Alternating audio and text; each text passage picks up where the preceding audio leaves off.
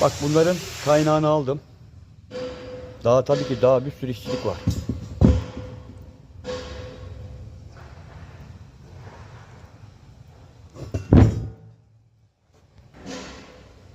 Kenarları bu şekil kaynaktı bak.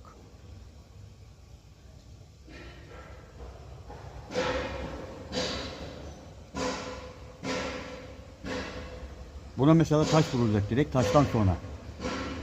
O da demek ki altta bak bu vaziyete gelecek.